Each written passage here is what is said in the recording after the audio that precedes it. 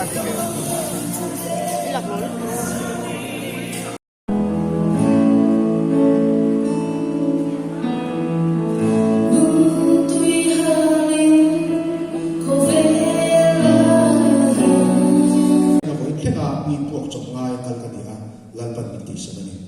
với cái program của bộ các thị trường lần ba là thuộc cái này tí cả chuyện trả thì soan nắm bắt đi lâu buổi buổi tu châu số đã số là có ba